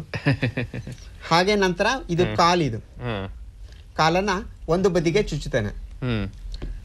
ನಂತರ ಇನ್ನೊಂದು ಕಾಲನ್ನ ಈ ಕಡೆ ಚುಚ್ಚುತ್ತೇನೆ. ಅಂದ್ರೆ ತಲೆ ಕಾಲು ಎಲ್ಲ ಸಪರೇಟ್ ಆಗ್ಬೇಕು. ನಂತರ ನೋಡಿ, ಇಲ್ಲೊಂದು ಕಾಲಿದೆ, ಇಲ್ಲೊಂದು ಕಾಲನ್ನ ಹಾಕ್ತೇನೆ. ನಂತರ ಇಲ್ಲೊಂದು ಕಾಲನ್ನ ಹಾಕ್ತೇನೆ. ಮತ್ತೆ ಬಾಲ ಮೋಟದಕ್ಕೆ ಕಾಣ್ಲಿಕ್ಕಿಲ್ಲಲ್ಲ, ಹಾಗಾಗಿ ಸಣ್ಣ ಬಾಲವನ್ನ ಮಾಡಿದ್ದೇನೆ, ಸಣ್ಣ ಬಾಲ. ಹಾಗಾಗಿ ಹೀಗೆ ಇಟ್ಕೊಳ್ಳಿ. ನೋಡಿ, ಎಷ್ಟು ನೈಜವಾಗಿ ಕಾಣಿಸ್ತಾ ಇದೆ. ಮತ್ತೆ ಇದನ್ನ ನಾವು ತಟ್ಟೆ ಒಳಗೆ ಇಟ್ಬಿಟ್ಟು ನೀರೊಳಗೆ ಇಟ್ಟಾಗ ಮಕ್ಕಳಿಗೆ ಗೊತ್ತಾಗಲ್ಲ ಏನ್ ಮಾಡಿದ್ದಾರೆ ಅಂತ. ಇಲ್ಲಿ ಕೈಲಿ ಇಟ್ಕೊಂಡು ಆಟ ಆಡ್ತಾರೆ ಮಕ್ಕಳು. ನಮ್ಮ ಶಾಲಾ ಪೂರ್ವ ಶಿಕ್ಷಣದಲ್ಲಿ ಇದನ್ನು ಕೂಡ ನಾವು ಮಕ್ಕಳಿಗೆ ಚಿಪ್ಪಿನಲ್ಲಿ ಮಾಡ್ತಕ್ಕಂಥದ್ದನ್ನ ಮಾಡ್ತೇವೆ. ಕೊಬ್ಬರಿನಲ್ಲಿ ಆಮೆಯನ್ನ ಮಾಡಿದೆ, ಇದು ಇಟ್ಕೊಂಡಾಗ ಇಲ್ಲಿ ಓಡ್ತದೆ. ಅಂದ್ರೆ ಓಡಿಸೋ ತರ ಆಗುತ್ತೆ ಅನ್ನುವಂಥದ್ದು. ಮೂವ್ ಆಗುತ್ತೆ ನೋಡಿ. ಈ ಕಡೆ ಯಾವ ಶೇಪ್ ಬೇಕಾದ್ರೂ ಕೂಡ ನಾವು ಯೋಚನೆ ಮಾಡ್ಬೋದು. ಹಾಗೆ ಅದೇ ರೀತಿ ನಾವು ಒಂದು ಸ್ಕೆಚ್ ಹಾಕೋದನ್ನ ಒಂದು ಎಲ್ಲರಿಗೂ ಕುತೂಹಲ ಹೇಗ್ ಮಾಡ್ತೀರಿ ಅಂತ ಒಂದ್ ಸ್ವಲ್ಪ ಯಾವ ರೀತಿ ತಾವು ಮಾಡ್ತೀರಿ ಅನ್ನೋಂಥದ್ರ ಬಗ್ಗೆ ತಿಳ್ಕೊಳ್ಳೋಣ. ವಿವರಣೆ ನೀಡ್ತಾ ನೋಡಿ. ಈಗ ಕೊಬ್ಬರಿ ತಗೊಂಡಿದ್ದೇನೆ. ಕೊಬ್ಬರಿಯಲ್ಲಿ ಒಂದು ಚಿತ್ರವನ್ನ ಬರ್ತೇನೆ. ನನಗೆ ಸುಮಾರು ಇರ್ತದೆ ಪ್ರಾಥಮಿಕವಾಗಿ ಕಲಿತಕ್ಕಂತ ಒಂದು ಮತ್ತೊಂದು ಕೊಬ್ಬರಿನ ಆ ಕಡೆ ಪಕ್ಕಕ್ಕಿಟ್ಟು ಇಲ್ಲಿ ಸ್ಪಷ್ಟವಾಗಿ ಬರ್ರಿ. ಈಗ ನೋಡಿ, ಹೀಗ ಒಂದು ಸೊನ್ನೆಯನ್ನ ಬರೆದಿದ್ದೇನೆ. ಮಕ್ಕಳು ತುಂಬಾ ಚೆನ್ನಾಗಿ ಕಲಿಬೇಕಂತದ್ದು, ಇನ್ನೊಂದ್ ಸ್ವಲ್ಪ ಈ ಕಡೆ ಹೇಳಿ, ಕಲಿಬೇಕಂತದ್ದು ಬಹಳಷ್ಟಿದೆ. ಆದ್ರಿಂದ ನಾವು ಸಿಂಪಲ್ ಆಗಿರ್ತಕ್ಕಂಥ ಒಂದು ಫ್ಲವರ್ಸ್ ಅನ್ನ ಬಿಡ್ತಾ ಇದ್ದೇನೆ. ಮಕ್ಕಳೆಲ್ಲ ನೋಡ್ತಾ ಇದ್ರೆ ಅವ್ರ ಮನೇಲಿ ಮಾಡ್ತಾರೆ. ನಿಜಕ್ಕೂ ಕೂಡ ನಾವು ಎಲ್ಲಾ ಕಡೆ ತರಬೇತಿಯನ್ನ ಕೊಟ್ಟಾಗ ಮಂಗಳೂರಿನಲ್ಲಿ ಕೂಡ ಇವತ್ತು ಕೂಡ ನೆನೆಸ್ಕೊಳ್ತಾರೆ, ತುಂಬಾ ಕೊಬ್ಬರಿ ಕಲೆ ಚೆನ್ನಾಗಿದೆ ಅಂತ ಹೇಳಿ. ಹಾಗಾಗಿ ಫಸ್ಟ್ ಸ್ಕೆಚ್ ಅನ್ನ ಮಾಡ್ತಾ ಇದ್ದೆ ನಾನು. ಸ್ಕೆಚ್ ಪೆನ್ ಅಲ್ಲೇ ಮಾಡ್ಬೇಕು. ಇಲ್ಲಿ ನೋಡಿ, ಮಕ್ಕಳಿಗೆ ತುಂಬಾ ಸುಲಭವಾಗಿರ್ತಕ್ಕಂತ ಒಂದು ಹಂಸವನ್ನ ಬರಿತಾ ಇದ್ದೇನೆ. ಎಷ್ಟು ಸಾಧ್ಯ ಇರುತ್ತೆ ಅಷ್ಟು ಸುಲಭವಾಗಿರ್ತಕ್ಕಂತ ಮಕ್ಕಳು ಬರಿತಕ್ಕಂತ ಚಿತ್ರವನ್ನೇ ನಾವು ಆಯ್ಕೆ ಮಾಡ್ಕೊಳ್ತೀವಿ. ಇದು ಹಂಸ ಸಾಮಾನ್ಯವಾಗಿ ಎಲ್ಲಾ ಮಕ್ಕಳು ಬರೀತಾರೆ. ಹೋಮ್ವರ್ಕ್ ಕೊಟ್ರೆ ನೋಟ್ಸ್ ಒಳಗೆಲ್ಲ ಹಂಸನೇ ಇರತ್ತೆ, ಇನ್ನೇನು ಇರಲ್ಲ. ಕೆಳಗಡೆ ಒಂದು ಗೆರೆ ಹಾಕ್ಬಿಟ್ರೆ ನೀರ್ ಹಾಕ್ಬಿಡ್ತದು. ನಂತರ ಈಗ ನಾನು ತೋರಿಸ್ತಾ ಇದ್ದೇನೆ, ಯಾವುದೇ ಬ್ಲೇಡ್ ಅನ್ನ ಉಪಯೋಗಿಸಬಹುದು. ಇಂಥದ್ದೇ ಬೇಕಂತೇನಿಲ್ಲ. ಇದು ಬ್ಲೇಡ್ ಅನ್ನ ನಾವು ಹೀಗೆ ಇಟ್ಕೊಳ್ತೇವೆ. ಪ್ರೆಸ್ ಮಾಡ್ತೇನೆ ನಾನು ಫಸ್ಟ್. ನೋಡಿ, ಈಗ ಪ್ರೆಸ್ ಮಾಡ್ತಾ ಇದ್ದೇನೆ. ಪ್ರೆಸ್ ಮಾಡಿ ತೆಗ್ದಿದ್ದೇನೆ. ಈಗ ಓಪನ್ ಮಾಡ್ತೇನೆ. ನಂತರದಲ್ಲಿ ಏನಾಗತ್ತೆ, ಹೀಗೆ ಕಿತ್ಕೊಂಡು ಹೋಗ್ತೀನಿ. ಉಳಿದ ಭಾಗನೆಲ್ಲ ಕಿತ್ಕೊಂಡು ಹೋದಾಗ ಏನಾಗತ್ತೆ, ಅಲ್ಲಿ ಚಿತ್ರ ಉಳಿಯುತ್ತೆ, ಉಳಿದಿದ್ದೆಲ್ಲ ಇದು ಬರುತ್ತೆ. ಇದು ಔಟ್ಲೈನ್ ಆಯ್ತು.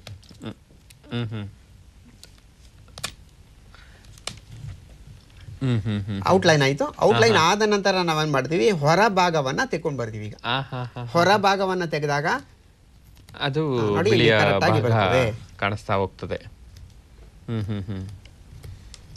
ಸೊ ಈ ರೀತಿ ಅಂದ್ರೆ ಒಂದು ರೀತಿಯ ಆಸಕ್ತಿ ಇದ್ರೆ, ಸ್ವಲ್ಪ ತಾಳ್ಮೆ ಇದ್ರೆ ಸಾಕನ್ಸುತ್ತೆ. ಅಕಸ್ಮಾತ್ ನೀವು ಗಣಪತಿನೋ ಕೃಷ್ಣನೋ ಮಾಡ್ಬೇಕಾದ್ರೆ ಕಣ್ಣು ಹೋಗ್ಬಿಡ್ತದೆ, ಇಲ್ಲ ಮೂಗ್ ಹೋಗ್ತದೆ, ಇಲ್ಲ ಬಾಯಿ ಹೋಗ್ತದೆ. ಹಾಗಾಗಿ ಕೇರ್ಫುಲ್ ಆಗಿ ಮಾಡ್ಬೇಕು. ಸಾಕಷ್ಟು ಸಾಧನೆಯನ್ನ ಮಾಡ್ಬೇಕು ಅಷ್ಟು. ಯಾಕೆಂತ ಹೇಳಿದ್ ನೋಡಿ, ಹೀಗೆ ಇಟ್ಕೊಂಡಾಗ ಹಿಂಗಂತಾರೆ ಎಲ್ಲಾರು. ಆದ್ರೆ ನಾವೇನ್ ಮಾಡ್ಬೇಕು, ಪ್ರೆಸ್ ಮಾಡ್ಬೇಕಂತ ಹೇಳಿದೆ. ಹೀಗೆ ಪ್ರೆಸ್ ಮಾಡಿದಷ್ಟೇ, ಇನ್ನೇನಿಲ್ಲ, ಕೆಲಸ ಇಲ್ಲ. ನೀವು ತುಂಬಾ ಚೆನ್ನಾಗಿ ಕಲಿಬಹುದು, ಆದ್ರೆ ನಮಗೆ ಪೇಷನ್ಸ್ ಅನ್ನೋದು ಇಲ್ಲ. ನೋಡಿ, ಹೀಗೆ ತೆಗ್ದಿದೆ, ಅಲ್ಲಿ ಕರೆಕ್ಟ್ ಆಗಿ ಕಟ್ ಆಗತ್ತೆ. ನೋಡಿ, ಇಲ್ಲಿ ಕಟ್ ಆಯ್ತು. ಕೊಬ್ಬರಿಯನ್ನ ಆಯ್ಕೆ ಮಾಡ್ಕೋಬೇಕಾದ್ರೆ ಸಾಕಷ್ಟು ಕೂಡ ನಮ್ಮ ಅರಸೀಕೆರೆ ಪ್ರಖ್ಯಾತಿ ಆಗಿದೆ, ಅದರಿಂದ ಚೆನ್ನಾಗಿ ಸಿಗುತ್ತೆ. ಹೊರಗಡೆ ಸಿಗೋದು ಕಷ್ಟ ಆಗಿದೆ. ಯಾಕಂತ ಹೇಳಿದ್ರೆ ಈಗ ಬೆಳೆ ಕಡಿಮೆ ಆಯ್ತಲ್ಲ, ಕೂಳೆ ಇರೋದ್ರಿಂದ ಅಂತ ಒಂದು ಬರ್ಲಿಕ್ಕೆ ಸಾಧ್ಯ ಇಲ್ಲ. ಹಾಗಾಗಿ ಈ ತರ ಒಂದು ಆಯ್ಕೆಯನ್ನ ಮಾಡ್ಕೊಂಡು ಬೇಕಾದ ಡಿಸೈನ್ಸ್ ಅನ್ನ ಆಯ್ಕೆ ಮಾಡ್ಕೊಳ್ತಾರೆ. ಅಂದ್ರೆ ಇದುವರೆಗೆ ನೀವು 50,000 ಈ ಕೊಬ್ಬರಿ ಕೆತ್ತನೆ ಮಾಡಿದಿರಿ ಅಂದ್ರೆ ನಿಮ್ ತಾಳ್ಮೆ ಇನ್ನೆಷ್ಟಿರ್ಬೇಕಂತ ಅನ್ಸುತ್ತೆ ನನಗೆ. ಆದ್ರೂ ಕಡಿಮೆ ಅನ್ಸುತ್ತೆ. ಯಾಕೆಂತ ಹೇಳಿದ್ರೆ ನನ್ನ ಅಚೀವ್ಮೆಂಟ್ ಏನು, 50,000 ಆಗ್ಲೇಬೇಕು, ವಿಧಿ ಇಲ್ಲ. 50,000 ಆಗದೆ ಹೋದ್ರೆ ಏನಾಗತ್ತಪ್ಪ ಅನ್ನೋದಕ್ಕಿಂತ ನಾನು ಗುರಿಯನ್ನ ಮುಟ್ಟಕ್ಕೋಸ್ಕರ 50,000ವನ್ನ ಮಾಡ್ತಾ ಇದ್ದೇನೆ. ನಮ್ಮ ಕರ್ನಾಟಕವಲ್ಲದೆ ಹೊರ ರಾಷ್ಟ್ರ, ನ್ಯೂಯಾರ್ಕ್, ಇಟಲಿ, ಜರ್ಮನ್, ಅನೇಕ ರಾಷ್ಟ್ರಗಳು ಕೂಡ ನನ್ನ ಒಂದು ಕಲೆ ಪ್ರಚಾರವಾಗಿದೆ. ಅಲ್ಲಿಂದ ಕೂಡ ಬಹಳಷ್ಟು ಕೂಡ ಜನ ಸ್ಪಾನ್ಸರ್ ಮಾಡಿದ್ದವರೆಲ್ಲ ತುಂಬಾ ವಿಶಸ್ ಮಾಡ್ತಾರೆ, ನಿಮ್ಮ ಕೊಬ್ಬರಿ ತಗೊಂಡು ಹೋಗ್ಬೇಕು ಅಂತ ಹೇಳಿ. ಹಾಗಾಗಿ ಅಲ್ಲಿಂದ ಕೂಡ ಆಫರ್ ಬರ್ತಾ ಇದೆ. ಅಂದ್ರೆ ಮುಂದೆ ಏನ್ ಮಾಡ್ಬೇಕು ಅಂತ ಇದ್ರಿ ಕೊಬ್ಬರಿ ಕೆತ್ತನೆ ಸಂಬಂಧಪಟ್ಟ ಹಾಗೆ? ನನಗೆ ಸಮಯ ಅಭಾವ ಜಾಸ್ತಿ ಇರೋದ್ರಿಂದ 50,000ವನ್ನ ಸಂಪೂರ್ಣವಾಗಿ ಮುಗಿಸ್ಬೇಕು, ಯಾವ್ದಾದ್ರು ಗಿನ್ನಿಸ್ ದಾಖಲೆ ಮಾಡ್ಬೇಕು ಅನ್ನೋ ಉದ್ದೇಶ ಇದೆ. ಹಾಗೆ ಲಿಮ್ಕಾ ಬುಕ್ಸ್ಗೆ ಬರಿಬೇಕು ಅಂತ ಹೇಳಿ ಆಸೆ ಇದೆ. ಆದ್ರೆ ಜೀವ ನಂದಲ್ವಲ್ಲ, ಜೀವ ಇರೋ ತನಕ ಕೆಲಸ ಮಾಡಬಹುದು. ಆದ್ರೆ ಹಣೆ ಬರ ಇರುತ್ತಲ್ವಾ, ಅದನ್ನ ಅಳಿಸೋಕಾಗಲ್ಲ. ಆದಷ್ಟು ಕೂಡ ನಾವು ಪ್ರಯತ್ನ ಪಡ್ತಾ ಇದ್ದೇನೆ. ನನ್ನ ಮಗ ಇತ್ತೀಚೆಗೆ ಅವನು ಕೂಡ ಕಲಾವಿದನಾಗಿ ಮುಂದುವರಿತಾ ಇದ್ದಾನೆ. ಅವನು 200 ರಿಂದ 300 ಕೊಬ್ಬರಿಯನ್ನ ಕೆತ್ತಿದ್ದಾನೆ. ಇನ್ನು ಮಕ್ಕಳಿಗೆ ತುಂಬಾ ಆಸಕ್ತಿ ಅಂದ್ರೆ ಈ ಪೇಪರ್ ಕ್ರಾಫ್ಟ್. ಯಾಕೆಂದ್ರೆ ಪೇಪರ್ನಲ್ಲಿ ಏನ್ ಸಿಗುತ್ತೋ ಏನಾದ್ರೂ ಒಂದು ಮಾಡೋದಕ್ಕೆ ಹೋಗೋದನ್ನ ಮಕ್ಕಳು ತೊಡಗೋದನ್ನ ನಾವು ನೋಡ್ತೀವಿ, ಮತ್ತೆ ತುಂಬಾ ಸಂತೋಷ ಪಡ್ತಾರೆ ಮಕ್ಕಳು. ಈ ಒಂದು ಪೇಪರ್ ಕ್ರಾಫ್ಟ್ ನಲ್ಲಿ ಅಂದ್ರೆ ಯಾವ್ಯಾವ ತರಹದನ್ನ ಮಾಡ್ತೀರಿ ತಾವು? ಈಗ ಸಾಕಷ್ಟು ಕೂಡ ಓರಿಗಾಮಿ ಅಂತ ಹೇಳಿ ಕರೀತಾರೆ ಅದನ್ನ. ಆಹಾ. ಓರಿಗಾಮಿ ಅಂತ ಹೇಳಿದಾಗ ಪೇಪರ್ ನಲ್ಲಿ ಇರ್ತಕ್ಕಂಥ ಕಲೆ, ಅದನ್ನ ಹೇಗೆ ನಾವು ವ್ಯಕ್ತಪಡಿಸ್ತೀವಿ ಅಂತ ಹೇಳಿ. ಈಗ ಉದಾಹರಣೆಗೆ ನನ್ನಲ್ಲಿ ಕೆಲವು ಪೇಪರ್ ಕ್ರಾಫ್ಟ್ ಅನ್ನ ತೋರ್ಸೋಕೆ ಇಷ್ಟಪಡ್ತೇನೆ. ಇಲ್ಲಿ ಒಂದು ಚೌಕ ಇದೆ, ಫೋಲ್ಡ್ ಇದೆ. ಇದನ್ನ ರೆಡ್ ಕಲರ್ ಅಂತ ಹೇಳ್ತೇವೆ. ಇದನ್ನ ಸೆಂಟ್ರಿಗೆ ಫೋಲ್ಡ್ ಮಾಡಿದ, ಮತ್ತೆ ಇನ್ನೊಂದು ಫೋಲ್ಡ್ ಮಾಡಿದ, ಮತ್ತೆ ಇನ್ನೊಂದು ಫೋಲ್ಡ್ ಮಾಡಿದ. ಬೋಟ್ ಆಯ್ತು. ಈಗ ಮಕ್ಕಳಿಗೆ ಈಸಿಯಾಗಿ ಮಾಡ್ಲಿಕ್ಕೆ ಬೋಟ್ ಆಯ್ತು. ಮತ್ತೆ ನಾನೇನ್ ಮಾಡ್ತೇನೆ, ಒಂಚೂರು ಕಟ್ ಮಾಡಿದ, ಒಂದ್ ತುದಿ ಕಟ್ ಮಾಡಿದ, ಅಷ್ಟೇನು ಮಾಡಿಲ್ಲ.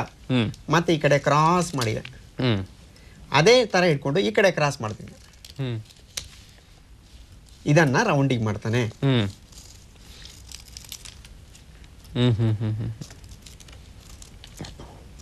ಪೇಪರ್ ಕತ್ರಿ ಎರಡಿದ್ರೆ ಸಾಕು, ಕಲೆನೆಯ ಕರಗತ ಮಾಡ್ಕೋಬಹುದು.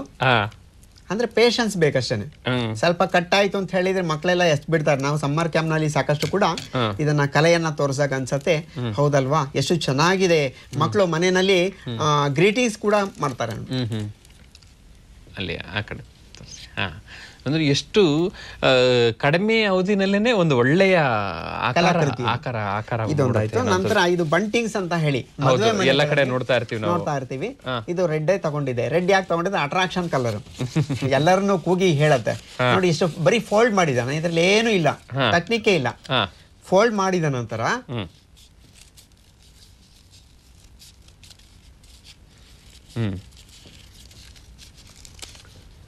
ಇದು ಕ್ರೇ ಪೇಪರ್ನೇ ತಗೊಳ್ತೀವಿ. ಯಾಕೆ ಅಂತ ಹೇಳಿದಾಗ ಎಕ್ಸ್ಪ್ಯಾಂಡ್ ಆಗುತ್ತೆ ಇದು, ಅದರಿಂದ ಹರಿಯೋದಕ್ಕೆ ಚಾನ್ಸಸ್ಸೇ ಇರಲ್ಲ. ಆ ಉದ್ದೇಶಕ್ಕೆ ನಾವು ಕ್ರೇ ಪೇಪರ್ನೇ ತಗೊಳ್ತೀವಿ. ಇದರಲ್ಲಿ ತೋರಣವನ್ನ ಮಾಡ್ತಕ್ಕಂಥ ವಿಧ, ಇದು ಬಂಟಿಂಗ್ಸ್ ಅಂತ ಹೇಳಿ ಕರಿತೀವಿ. ಎಷ್ಟು ಚೆನ್ನಾಗಿ ಕಾಣುತ್ತೆ. ಒಂದೊಂದೇ ಮಾಡ್ಬೇಕಂದ್ರೆ ನಾವ್ ಎಷ್ಟು ಸಮಯ ತಗೊಳತ್ತೆ ಅದ್ರ ಒಟ್ಟಿಗೆ ಪೇಪರ್ ನೋಡಿ. ನಿಮಗೆ ಸಿಟಿ ಕಡೆ ಮಾವಿನ ಸೊಪ್ಪು ಸಿಗಲ್ಲ ಈಗ. ಹೌದು. ಅವಾಗ ನಾವೇನ್ ಮಾಡ್ಬೇಕಂತ ಹೇಳಿದ್ರೆ, ಈ ಹಸಿರು ಪೇಪರ್ ಇದೆ. ನಾನು ಹಸಿರು ಪೇಪರ್ ಫೋಲ್ಡ್ ತಗೊಂಡಿದ್ದೇನೆ. ಇದರಲ್ಲಿ ಮಾವಿನ ಎಲೆಯನ್ನ ಕಟ್ ಮಾಡೋ ಸುಲಭವಾಗಿರ್ತಕ್ಕಂಥ ವಿಧವನ್ನ ನಾವು ಮಕ್ಕಳಿಗೆ ನಾವು ಸಮ್ಮರ್ ಕ್ಯಾಂಪ್ ನಲ್ಲಿ ಹೇಳ್ಕೊಡ್ತಾ ಇದ್ದೇವೆ. ನೋಡಿ, ನೀವು ಮಾವಿನೆಲ್ಲ ಸಿಗ್ಲಿಲ್ಲ ಅಂತ ಸೃಷ್ಟಿ ಮಾಡ್ಬಿಡ್ತೀರಿ ಪೇಪರ್ ಅಲ್ಲೇ. ಯಾಕೆಂದ್ರೆ ಈಗ ಮಾವು ಬಹಳಷ್ಟು ಕಾಸ್ಟ್ಲಿ ಇರೋದ್ರಿಂದ ಜನ ಪ್ಲಾಸ್ಟಿಕ್ಕಿನ ಮರ ಹೋಗ್ಬಿಟ್ಟಿದ್ದಾರೆ. ಅದು ಪ್ಲಾಸ್ಟಿಕ್ ಬೇಡ, ಈ ಪೇಪರ್ ಅಲ್ಲದೆ ಯಾಕೆ ಹಾಕ್ಬಾರ್ದು ಅನ್ಸುತ್ತೆ ನನಗೆ ಲೆಕ್ಕ ಹಾಕಿ. ನೋಡಿ, ಇದೀಗ ಮಾವಿನೆಲ್ಲ ರೆಡಿ ಆಯ್ತು. ನೋಡಿ, ನೀವು ಕೆಲವೇ ಸೆಕೆಂಡ್ಗಳಲ್ಲಿ ಮಾವಿನೆಲ್ಲ ರೆಡಿ ಆಗೋಯ್ತು. 30 ಸೆಕೆಂಡ್ಸ್ ಒಳಗೆ ಆಗ್ತಕ್ಕಂಥದ್ದು. ನಂತರ ನಾವೇನು ಹೇಳ್ತೀವಿ, ಅಷ್ಟು ಸುಲಭವಾಗಿರ್ತಕ್ಕಂಥ ಕಲೆಯನ್ನ ನೋಡ್ಬೇಕಾದ್ರೆ ಒಂದು ಸುಲಭವಾಗಿರ್ತಕ್ಕಂಥ ಒಂದು ಹೂವನ್ನ ತೋರಿಸ್ತೇನೆ ನಿಮ್ಗೆ.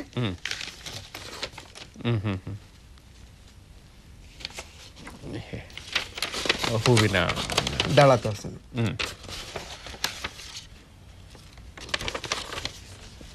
ಇದೆಯಾ ದಳ? ಇದು ಆಸ್ಟ್ರೇಲಿಯಾ ಹೂ ಅಂತ ಹೇಳಿ ಕರಿತೀವಿ. ಆಸ್ಟರ್ ಫ್ಲವರ್ಸ್ ಅಂತ ಹೇಳ್ತಾರೆ. ಆಸ್ಟರ್, ಆಸ್ಟ್ರೇಲಿಯಾ ಅಂತ ಹೇಳ್ತಾರೆ. ಕಲರ್ ಶಾವಂತಿಗೆ ಅಂತ ಹೇಳ್ತಾರೆ. ಮತ್ತೆ ಅದೇ ನಂತರ ಇದಕ್ಕೆ ರೋಸ್ ಅಂತ ಹೇಳ್ತೀವಿ.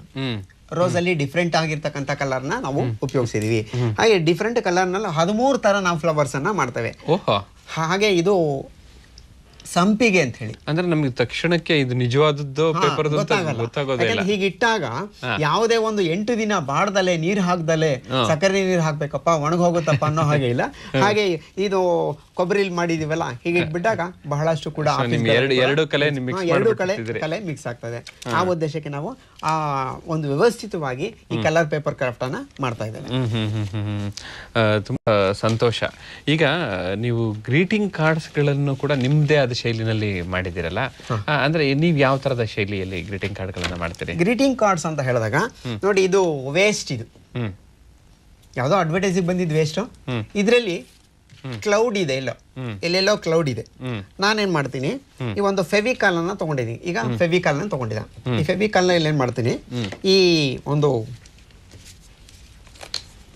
ಇಲ್ಲಿದೆ ನೋಡಿ, ಇಲ್ಲಿ ನಾನು ಕೆಳಗಡೆ ಮಕ್ಕಳಿಗೆ ಯಾವತ್ತೂ ಕೂಡ ಸುಲಭವಾಗಿರ್ತಕ್ಕಂಥ ಕಲೆಯನ್ನೇ ತಗೊಳ್ತೇನೆ.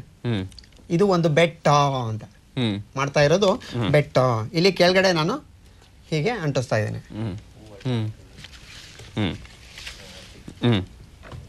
ಬೆಟ್ಟ ಆಯ್ತೀಗ ನೋಡಿ, ಮೇಲ್ಗಡೆ ಕ್ಲೌಡ್ ಇದೆ, ಕೆಳಗಡೆ ಬೆಟ್ಟ ಇದೆ. ಈಗ ಇಲ್ಲಿಗೆ ನಾನೇನ್ ಮಾಡ್ತೇನೆ, ಒಂದು ಮರ ಬೇಕು ನನಗೆ. ಮರ ಬೇಕಾದ್ರೆ ಏನ್ ಮಾಡ್ತೇನೆ, ಒಂದು ಕೊಂಬೆಯನ್ನ ಬರಿಬೇಕು.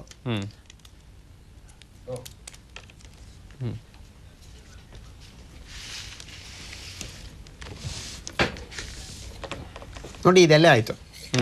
ಸಾಧಾರಣವಾಗಿ ಈ ಎಲೆಗೆ ನಾವು ಸಾಕಷ್ಟು ಕೂಡ ಹೇಳ್ತೀವಿ, ಓ ಇಲ್ಲಿ ಬಹಳಷ್ಟು ಕೂಡ ತುಂಬಾ ಚೆನ್ನಾಗಿರ್ತದೆ ಎಲೆ, ಹೀಗೆ ಕಟ್ ಮಾಡಿ ಅಂತ ಹೇಳಿ ಮಾಡ್ತೀವಿ. ಇಲ್ಲಿ ನಂತರ ಏನ್ ಮಾಡ್ತೀವಿ, ಮಕ್ಕಳಲ್ಲಿ ಸಾಧಾರಣವಾಗಿ ರೆಡ್ ಪೇಪರ್ನೇ ಅಂಟಿಸ್ಬೇಕು. ರೆಡ್ ಪೇಪರ್ ಸಿಕ್ಲಿಲ್ಲ ಅಂತ ಹೇಳಿದಾಗ ಒಂದು ಗೆರೆಯಲ್ಲಿ ಬರೆದು ಇದನ್ನ ಮಾಡ್ತೀವಿ. ಗೆರೆಯನ್ನ ಬರೆದಿದೆ, ನಂತರದಲ್ಲಿ ಇಲ್ಲಿ ಎಲ್ಲೆಲ್ಲಿ ಬೇಕು ಕೊಂಬೆಯನ್ನ ಬರಿತೇವೆ. ಕೊಂಬೆಯನ್ನ ಬರೆದ ನಂತರ ಒಂದು ಪಕ್ಷಿಯ ಚಿತ್ರ ಇದೆ. ಇದು ಪಕ್ಷಿ ಹಾರಾಡ್ತಾ ಇರೋದು. ಹಾರಾಡ್ತಾ ಇರೋ ಪಕ್ಷಿಗೆ ಗಮ್ಮನ್ನ ಹಾಕ್ತೇವೆ. ಗಮ್ಮನ್ನ ಹಾಕ್ಬಿಟ್ಟು ಯಾವ ಶೇಪ್ ಬೇಕು ಆ ಶೇಪ್ ಅಲ್ಲಿ ಅಂಟಿಸ್ಕೊಳ್ತೇವೆ. ಉಲ್ಟಾ ಹಾರ್ತಾ ಇದೆ. ಎಷ್ಟು ಆಕರ್ಷಕವಾಗಿದೆ. ಇಷ್ಟೇ ಒಂದೊಂದೇ ನಾವು ಜೋಡಿಸ್ತಾ ಹೋದ್ರೆ ಎಷ್ಟು ಅದು ಬೇರೆ ಬೇರೆ ರೂಪ ತಳೆಯುತ್ತಲ್ಲ. ಅಂದ್ರೆ ಅದು ಮಕ್ಕಳಲ್ಲಿ ಬೇಕು. ಮನೇಲಿ ಹೋದ ತಕ್ಷಣ ಇದ ರೀತಿಯ ಅದು ಮಾಡ್ತೀಯಾ ಇದ್ ಮಾಡ್ತೀಯಾ ಅಂತ ಹೇಳಿ ಪೇರೆಂಟ್ಗಳೆಲ್ಲ ಬೈತಾರೆ. ಯಾಕೆ ಬೈತಾರೆ ಅಂತ ನಮಗೂ ಇವತ್ತು ಕೂಡ ಅರ್ಥ ಆಗ್ತಾ ಇಲ್ಲ. ನೋಡಿ ಈಗ ಕಂಪ್ಲೀಟ್ ಆಗಿ ಒಂದು ಗ್ರೀಟಿಂಗ್ ಆಗೋಯ್ತು. ಇಲ್ಲಿ ನಾವೇನ್ ಮಾಡ್ತೀವಿ, ಹ್ಯಾಪಿ ನ್ಯೂ ಇಯರ್, ದೀಪಾವಳಿ, ಯಾವ್ದು ಬೇಕಾದ್ರೂ ಅಲ್ಲಿ ಮಕ್ಕಳು ಬರ್ಕೋಬಹುದು. ಶುಭಾಶಯ ಪತ್ರಗಳಿಗೆ ಒಂದು ರೀತಿಯ ಸೊಬಗು ಬರ್ತಾ ಹೋಗುತ್ತೆ, ಮೂಡ್ತಾ ಹೋಗುತ್ತೆ. ಎಲ್ಲರೂ ವೈಯಕ್ತಿಕವಾಗಿ ಮಾಡಬಹುದು ಮಕ್ಕಳು, ವಿಶೇಷವಾಗಿ ಯಾಕೆಂದ್ರೆ ಈಗ ಮಾರ್ಕೆಟ್ಗಳಲ್ಲಿ 15-20 ತಗೊಳ್ಳೋಕ್ಕಿಂತ ನೋಡಿ ಈಸಿಯಾಗಿ ಆಗ್ತಕ್ಕಂಥ ಕೆಲಸ. ನಾವು 5 ನಿಮಿಷದಲ್ಲಿ ಏನ್ ಕೆಲಸ ಮಾಡ್ಬೇಕು ಅದನ್ನ ಮಕ್ಕಳು ಆಮೇಲೆ ನಾವೇ ಮಾಡಿದ್ವಲ್ಲ ಅನ್ನೋ ಒಂದು ಸಂತೋಷ ಇರುತ್ತಲ್ಲ, ಆ ಖುಷಿ ಇರ್ತದೆ. ಈ ತರ ಗ್ರೀಟಿಂಗ್ಸ್ ಅನ್ನ ಅನೇಕ ರೀತಿಯಲ್ಲಿ ನಾವು ಮಾಡಬಹುದು.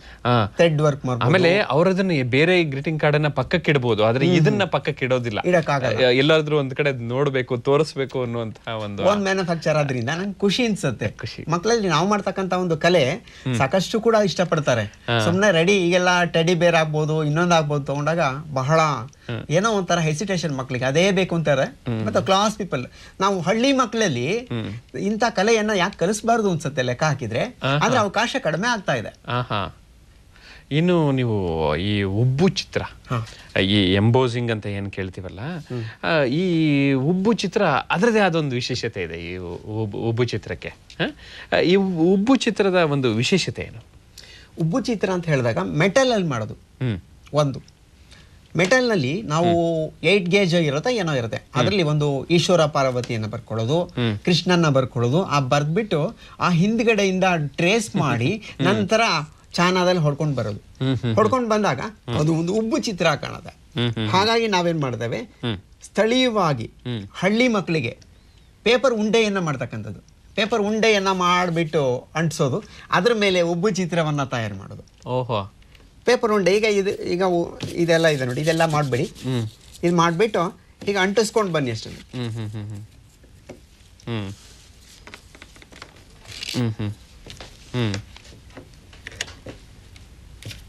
ಅಂದ್ರೆ ಉಬ್ಬು ಚಿತ್ರ ಮಾಡ್ಲಿಕ್ಕೂ ಈ ಒಂದು ಈ ಟೆಕ್ನಿಕ್ ನಾವು ಉಪಯೋಗಿಸ್ಕೊಂಡು ಹೋಗ್ತೀವಿ. ಈಗ ಉದಾಹರಣೆಗೆ ಈ ತರ ಎಲ್ಲ ಜೋಡಿಸ್ಕೊಂಡ್ಬಿಡ್ತೀವಿ ನಾವು. ಈ ನಿಮ್ಗೆ ಯಾವ ಕಲೆ ಬೇಕು ಆ ತರಕ್ಕೆ ಶೇಪ್ ಅನ್ನ ಮಾಡ್ಕೊಳ್ತೀವಿ. ಉದಾಹರಣೆಗೆ ನನಗೆ ಮೀನಿದೆ ಅಂತ ಕೇಳಿದಾಗ ಮೀನಿನ ಆಕೃತಿಗೆ ಈ ಜೋಡಣೆಯನ್ನ ಮಾಡ್ತೇವೆ. ಆ ನಂತರದಲ್ಲಿ ಕಲರ್ ಪೇಪರ್ ನ ಅದ್ರ ಮೇಲೆ ಹಚ್ಕೊಂಡು ಹೋಗ್ತೇವೆ. ಅದಕ್ಕೆ ಎಂಬೋಸಿಯಂ ಅಂತ ಹೇಳಿ ಕರಿತೀವಿ. ಮೆಟಲ್ ನಲ್ಲಾದ್ರೂ ಮಾಡ್ತೀವಿ. ಈ ತರ ನಾವು ಹಳ್ಳಿ ಮಕ್ಕಳಿಗೆ ಮಾಡುವಾಗ ಬೇಸಿಗೆ ಶಿಬಿರದಲ್ಲಿ ಈ ತರ ಒಂದು ಉಂಡೆಯನ್ನ ಮಾಡ್ಬಿಟ್ಟು ಆ ನಂತರ ಮಾಡ್ತೇವೆ. ಇದನ್ನ ಉಬ್ಬು ಚಿತ್ರ ಅಂತ ಹೇಳಿ ನಾವು ಕರಿತೇವೆ. ಮಕ್ಕಳು ಏನ್ ಮಾಡ್ತಾರೆ, ನಿಮ್ಮನ್ನೆಲ್ಲ ಜಾಸ್ತಿ ಪ್ರೀತಿಸ್ತಾರೆ ಅಂತ ಅಂದ್ಕೊಳ್ತೀನಿ, ಯಾಕಂದ್ರೆ ಇಷ್ಟೊಂದೆಲ್ಲ ಹೇಳ್ಕೊಡ್ತಿರಲ್ಲ. ಇನ್ನು ಈ ಒಳಾಂಗಣ ಅಲಂಕಾರ ಅಂದ್ರೆ ವಿಶೇಷವಾಗಿ ನೀವು ವೇದಿಕೆಗಳನ್ನೆಲ್ಲ ಅಲಂಕಾರ ಮಾಡ್ತೀರಿ, ಇದರ ಅನುಭವ ಹೇಗಿದೆ? ಎಲ್ಲೆಲ್ಲಿ ಮಾಡ್ತೀರಿ? ನಾನು ದೇವಸ್ಥಾನಗಳಲ್ಲಿ ದೇವರಿಗೆ ಅಲಂಕಾರ ಹಾಕ್ತಾರೆ, ಅಲ್ಲಿ ಮಾಡ್ತೇನೆ. ಮತ್ತೆ ಶಾಲೆಗಳಲ್ಲಿ ಇಂಟೀರಿಯರ್ ಡೆಕೋರೇಷನ್ ಅಂತ ಹೇಳಿ ಸ್ಕೂಲ್ ಡೇ ಟೈಮ್ ನಲ್ಲಿ ಏನು ಒಂದು ಸೆಟ್ ಮಾಡ್ಬೋದು, ಒಂದು ನಕ್ಷತ್ರ ಮಿನುಗ್ತಿ ಇರ್ತಕ್ಕಂಥದ್ದು, ಮಗು ಅಲ್ಲಿ ಬಂದು ಡ್ಯಾನ್ಸ್ ಆಡ್ಬೇಕು. ಮತ್ತೆ ಇನ್ನೊಂಥರ ಬೋಟ್ ಮಾಡತಕ್ಕಂಥದ್ದು, ಮತ್ತೆ ಸೆಟ್ಟಿಂಗ್ ಮಾಡ್ತಕ್ಕಂಥದ್ದು, ನಾಟಕಗಳಿಗೆ ರಂಗ ಸಜ್ಜಿಕೆ ಮಾಡ್ತಕ್ಕಂಥದ್ದು, ಆ ಆಸಕ್ತಿಯಿಂದ ನಾನು ಇಂಟೀರಿಯರ್ ಡೆಕೋರೇಷನ್ ನ ಇಷ್ಟಪಡ್ತೇನೆ. ಒಂದು ಇಮ್ಯಾಜಿನ್ ಅಷ್ಟೇ, ನಾನು ಕಾಪಿ ಮಾಡಿದ್ದಲ್ಲ. ನಾನು ಯೋಚನೆ ಮಾಡ್ತೀನಿ, ಹೀಗಿತ್ತು ಸಟ್ಟು, ಹೀಗಾದಾಗ ಹೇಗಾಗತ್ತೆ, ಲೆಫ್ಟ್ ತಿರುಗಿದ್ರೆ ಮನೆ ಇದ್ದಿದ್ದು ಈ ಕಡೆ ಇದ್ದಿದ್ದು ಆಸ್ಪತ್ರೆ ಆಗತ್ತ, ಹಾಗೆ ಮೇಲ್ ತಗೊಂಡಾಗ ಹೆಲಿಕಾಪ್ಟರ್ ಆಗತ್ತೆ.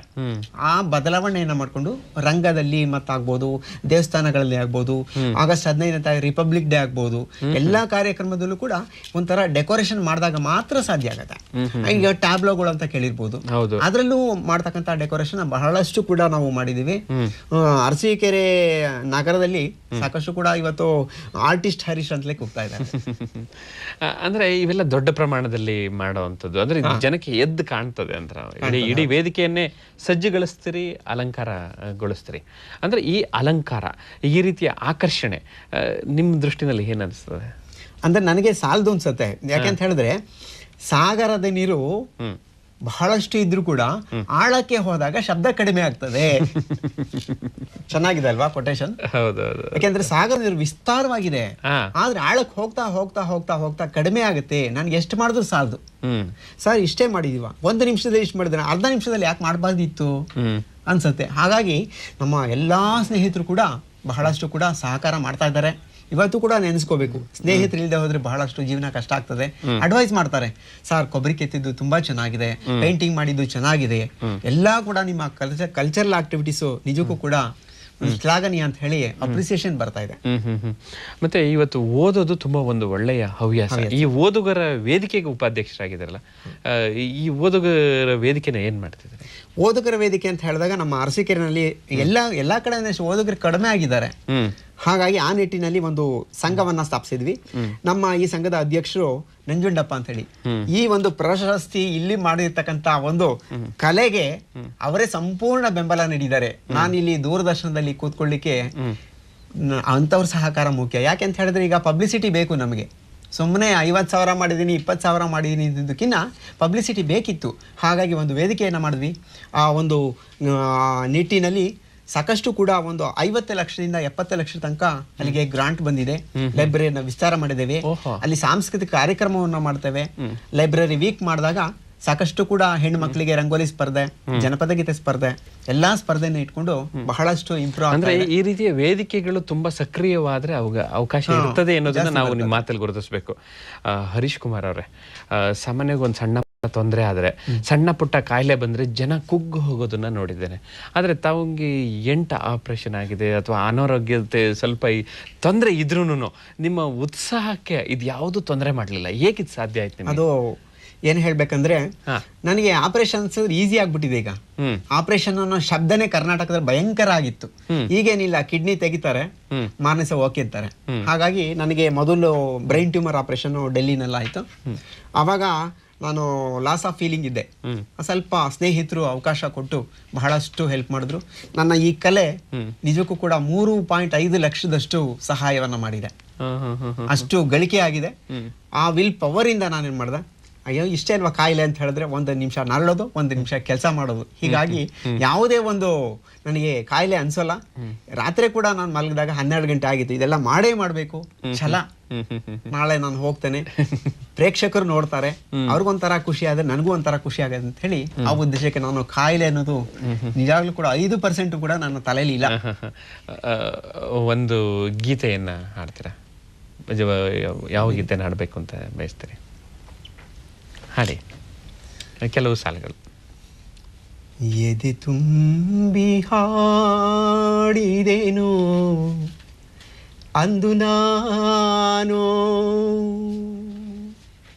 ಎದೆ ತುಂಬಿ ಹಾಡಿದೆನು ಅಂದು ನಾನು, ಮನವಿಟ್ಟು ಕೇಳಿದಿರಿ ಅಲ್ಲಿ ನೀವು, ಎದೆ ತುಂಬಿ ಹಾಡಿದೆನು ಅಂದು ನಾನು. ಎಲ್ಲ ಹರೀಶ್ ಕುಮಾರ್ ಅವರೇ, ತಮ್ಮ ಅನುಭವವನ್ನು ನಮ್ಮ ವೀಕ್ಷಕರಿಗೆ ತುಂಬ ಚೆನ್ನಾಗಿ ಹಂಚಿಕೊಂಡಿದ್ದೀರಿ. ಒಂದು ಒಳ್ಳೆಯ ಸಂದೇಶವನ್ನು ತಾವು ನೀಡಿದಿರಿ ಅಂತ ಹೇಳ್ತಾ ನಿಮಗೆ ವಂದನೆಗಳನ್ನು ಸಲ್ಲಿಸ್ತೀನಿ. ನಮಸ್ಕಾರ. ವೀಕ್ಷಕರೇ, ನಾವು ಎಲ್ಲ ಹರೀಶ್ ಕುಮಾರ್ ಅವರ ಒಂದು ಪರಿಚಯವನ್ನು ನಾವು ಇದುವರೆಗೆ ಮಾಡಿಕೊಂಡ್ವು. ಇನ್ನು ಮುಂದೆ ರೈತರಿಗೆ ಮಾಹಿತಿಯನ್ನು ನೋಡೋಣ. ಇಲಿಗಳ ಸೂಕ್ತ ನಿಯಂತ್ರಣ ಕ್ರಮವಾಗಿ ಅವುಗಳನ್ನು ನಾಶಪಡಿಸೋದಕ್ಕೆ ವಾಸದ ಮನೆ, ದನದ ಕೊಟ್ಟಿಗೆ, ಇನ್ನಿತರೆ ವಸತಿ ಪ್ರದೇಶಗಳಲ್ಲಿ ರ್ಯಾಟಫಿನ್ನಂತಹ ಮಂದ ಪಾಷಾಣವನ್ನು ಹಾಗೂ ಉಗ್ರಾಣ, ಹೊಲಗದ್ದೆ ಮತ್ತಿತರ ಕಡೆಗಳಲ್ಲಿ ಜಿಂಕ್ ಫಾಸ್ಫೈಡ್ನಂತಹ ತೀವ್ರತರ ಪಾಷಾಣವನ್ನು ಬಳಸಿ ಹತೋಟಿ ಮಾಡಿರಿ. ರೈತ ಬಾಂಧವರು ಕಡಿಮೆ ವೆಚ್ಚದಲ್ಲಿ ತಮ್ಮ ನಿತ್ಯ ಜೀವನಕ್ಕೆ ಅಗತ್ಯವಾಗುವ ಇಂಧನ ಹಾಗೂ ಕಳೆ ಬೀಜ ರಹಿತ ಶುದ್ಧವಾದ ಗುಣಮಟ್ಟದ ಸಾವಯವ ಗೊಬ್ಬರಕ್ಕಾಗಿ ಸಗಣಿಯಿಂದ ತಯಾರಾಗುವ ಜೈವಿಕ ಅನಿಲ ಘಟಕವನ್ನು ಸ್ಥಾಪಿಸಿಕೊಳ್ಳುವುದು ಅವಶ್ಯಕ. ಹೆಚ್ಚಿನ ಮಾಹಿತಿಗೆ ಸಮೀಪದ ರೈತ ಸಂಪರ್ಕ ಕೇಂದ್ರವನ್ನು ಸಂಪರ್ಕಿಸಿ. ದಿನಚರಿ. KS ಮುದ್ದಣ್ಣ ಸ್ಮಾರಕ ಟ್ರಸ್ಟ್ ವತಿಯಿಂದ ಡಾಕ್ಟರ್ VR ರಾಸನಿ ಅವರ 2 ಕೃತಿಗಳ ಬಿಡುಗಡೆ. ಸ್ಥಳ ನಯನ, ಕನ್ನಡ ಭವನ, JC ರಸ್ತೆ, ಬೆಂಗಳೂರು. ಸಮಯ ಸಂಜೆ 6ಕ್ಕೆ. ಕೇಶವ ನೃತ್ಯ ಶಾಲೆ ವತಿಯಿಂದ ಕನ್ನಡ ನೃತ್ಯ ನಾಟಕ ರಾಜಶೇಖರ ವಿಲಾಸ. ಸ್ಥಳ ರವೀಂದ್ರ ಕಲಾಕ್ಷೇತ್ರ, JC ರಸ್ತೆ, ಬೆಂಗಳೂರು. ಸಮಯ ಸಂಜೆ 6:15ಕ್ಕೆ.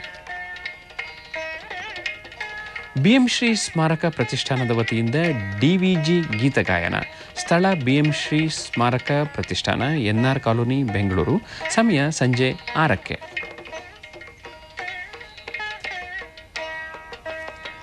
ವೀಕ್ಷಕರೇ, ನಾಳಿನ ಬೆಳಗು ಕಾರ್ಯಕ್ರಮದ ಅತಿಥಿ ಸಮಾಜ ಸೇವಕರಾದ ಡಾಕ್ಟರ್ VN ವಾಸುದೇವ ಅವರು. ಇಲ್ಲಿಗೆ ಇಂದಿನ ಬೆಳಗು ಕಾರ್ಯಕ್ರಮ ಮುಕ್ತಾಯ ಆಯಿತು. ಪ್ರತಿದಿನದ ಬೆಳಗು ಕಾರ್ಯಕ್ರಮವನ್ನು ತಪ್ಪದೆ ವೀಕ್ಷಿಸಿ. ನಮಸ್ಕಾರ.